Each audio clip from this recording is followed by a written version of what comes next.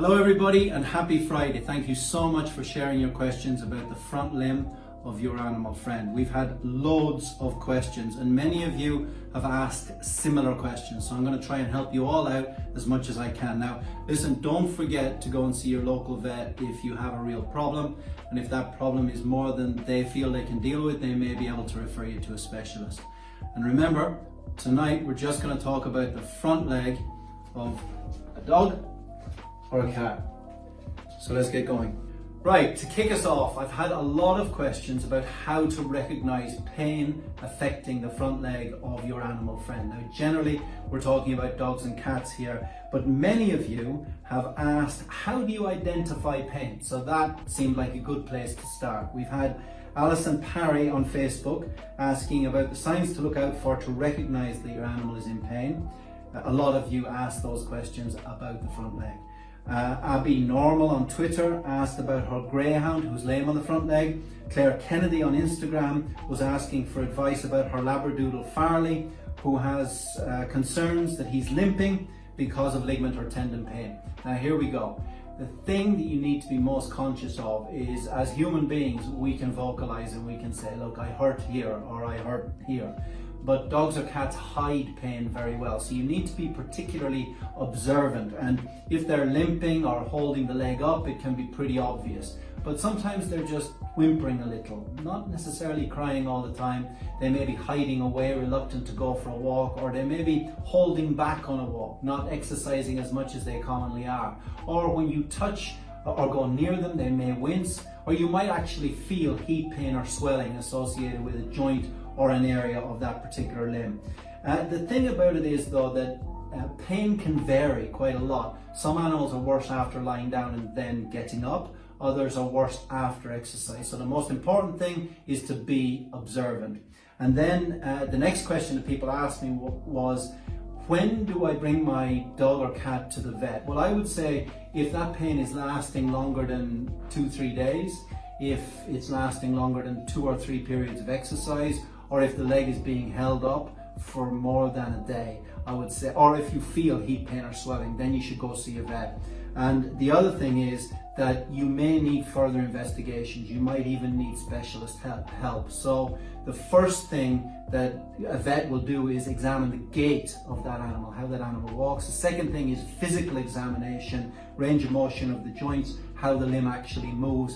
And then moving on to imaging. It may be simple imaging like x-ray pictures or ultrasound, or you may need advanced imaging like an MRI scan or a CT scan. And it is very important what kind of scan you get, and you really need to go into that in some detail with your veterinary professional.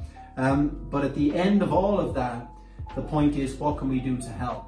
And in the case of front leg lameness, usually the outcome will either be physiotherapy, some form of interaction like laser therapy or direct manipulative therapy or hydrotherapy, medication, or even surgery. We're not going to go into that right now. The main thing that I want to tell you about pain in animals is be vigilant, because animals are very, very patient and they hide pain. So it's your job to watch out. But I've had some great questions about the front limbs of both dogs and cats, but the most common question I've had is about the elbows of dogs, and specifically a condition called developmental elbow disease, which used to be called elbow dysplasia. It's a very familiar area for me. It's something I've spent 25 years of my life studying and investigating. I see it most days in my clinical practice, and I've written dozens of papers about it. I've got a question here from Jane Gradridge on Facebook. She has a very active 5-year-old Staffordshire Bull Terrier with arthritis of both elbows because of developmental elbow disease. I've had a question from Alana on Instagram asking about the symptoms of developmental elbow disease and for more information on the elbow scoring system. And I've had David Andrews on Facebook asking how to minimize the onset of osteoarthritis. Now, the elbow joint, 3 bones, humerus, radius, ulna.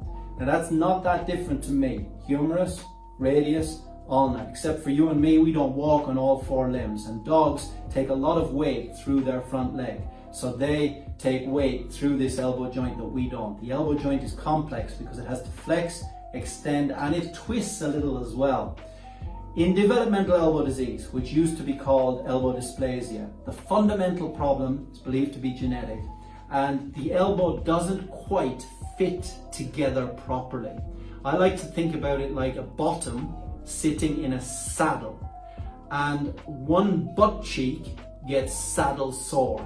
In other words, as the elbow moves, generally the inside of the elbow is the bit that doesn't fit properly and that wears away. Now that wearing away can be cartilage wearing away, and it can actually be cracking of that piece of bone there on the ulna. It happens to be called the coronoid process.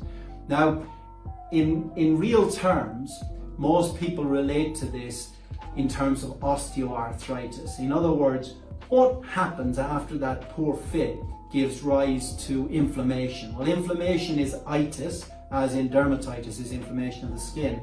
And in the elbow, that's represented by new bone around the joint, which occurs because of inflammation in the sac that holds the fluid in, and it's a bubbling cauldron of inflammation. And that new bone is picked up on x-ray pictures, which gives rise to a scoring scheme. Sometimes you can also see the rubbing between the humerus and the ulna, which gives rise to increased whiteness here, and that's also scored. And animals, dogs, are generally scored at about 1 year of age, but CT scan is actually much more sensitive than x-ray pictures to diagnose this problem. And at the end of the day, the real issue is, what do you do? Well, when we love a dog, we don't want that dog to be in pain. So the first thing is to get a diagnosis, and that is a physical examination. Does the elbow hurt? Is it swollen? Is the dog lame? Secondly, x-ray pictures. Thirdly, CT scan, which is super sensitive. And then fourthly, arthroscopy, where we stick a camera inside the joint and look for those fissures or that cartilage erosion. Then you got to decide what to do. Now, I've been doing this for more than 20 years in terms of arthroscopic surgery, and probably have scoped thousands of dogs. And I do believe that early diagnosis and early intervention for most dogs will make a difference. And I believe that you should make that diagnosis early and then consider whether you're going to use physiotherapy, exercise modulation, perhaps arthroscopic surgery, perhaps a bone cutting procedure to shift the load from one side to the other, perhaps even you go down the route of injecting stem cells into the joint. All kinds of things are possible nowadays, but nothing is possible if you don't make the diagnosis. So with developmental elbow disease, make the diagnosis early and do the best you can early on. And finally, remember that arthritis is a spectrum of disease. So a little bit of arthritis is generally not curable. It moves on to a lot of arthritis, and at the end of the day, it's a spectrum. So our job is to get our animal friends out of pain, and we do that by intervening as early as we can and keeping up maintenance of that intervention and looking after that joint for a lifetime.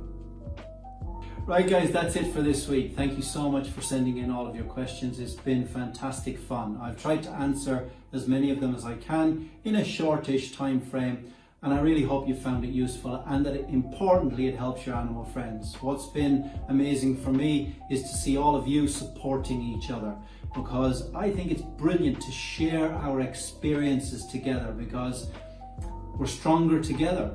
When we support each other, human and animal, everything seems somehow better, especially during lockdown. So if you enjoyed this, if it was helpful for you, I'll do it all again next week. So I'll put out a call for questions on Monday, and I'll give you the subject, and I'll answer them on Friday. So have a fantastic weekend, and I'll see you next week.